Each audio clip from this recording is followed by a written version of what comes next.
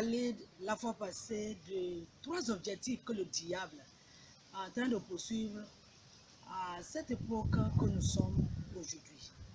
Et nous avions parlé que le diable est en train de chercher de détruire tous ceux qui n'ont pas encore donné leur cœur à Dieu, afin que ces personnes ne trouvent pas l'opportunité pour pouvoir se repentir et revenir à la maison.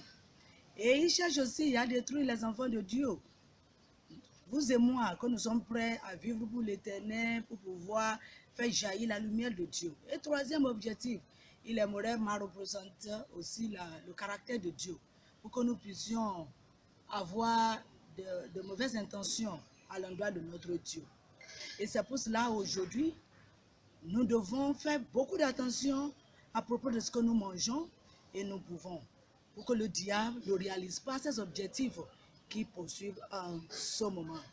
Dans le livre de Genèse chapitre 2, nous lisons l'histoire d'Adam et Ève par rapport à un fruit de l'arbre de connaissance du mal et du bien, pour laquelle Dieu leur a dit de ne pas manger, parce que le jour que ils mangeront, ils mourront certainement. Mais nous lisons dans le livre de Genèse chapitre 3, les versets 4 et 5. Voici ce que le diable, l'ennemi, est venu dire à Ève.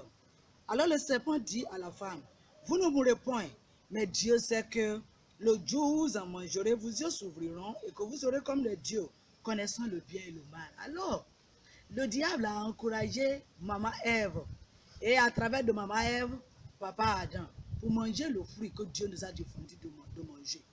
Et quand Adam et Ève mangeaient ce fruit, ils n'ont jamais pensé que cela va ouvrir une porte de mort, véritablement, pour eux-mêmes et pour tous leurs descendants.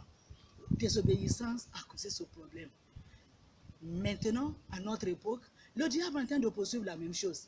Il nous dit de manger n'importe quoi, de boire n'importe quoi, même quand Dieu nous a interdit. Dans le livre de Lévitique chapitre 11 et Deutéronome chapitre 14, Dieu nous a parlé des animaux purs et impurs. Dieu nous a dit de manger les animaux qui sont purs, ils sont mieux pour notre santé, et les animaux impurs, nous ne devons pas les toucher. Mais le diable vient pour nous dire que dès que nous prions sur ces choses, dès que nous les prenons avec action de grâce, nous avons l'autorisation pour les manger et rien ne va pas nous arriver. Même mensonge qu'il a donné à nos premiers parents. Mais écoutons ce que la parole de Dieu nous dit. Dans le livre d'Exode, chapitre 15, le verset 26.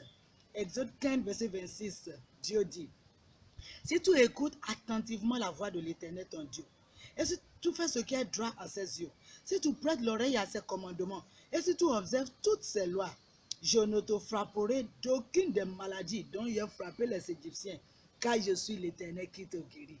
Voici le commandement et la promesse de Dieu.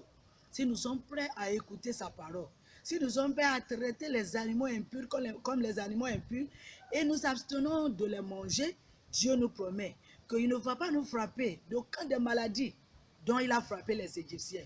Chers amis, à une époque comme celle-ci, nous devons obéir à Dieu en rejetant de manger les animaux impurs et en acceptant de manger seulement les animaux purs. L'Éternel va garantir notre santé et il nous donnera la bonne santé. Que Dieu vous bénisse. C'est à l'ombre de tes ailes qu'est le vrai repos, la plus de douleur cruelle, la plus d'angoisse mortelle, la plus d'écrasant pardon, c'est le vrai repos, la plus d'écrasant pardon.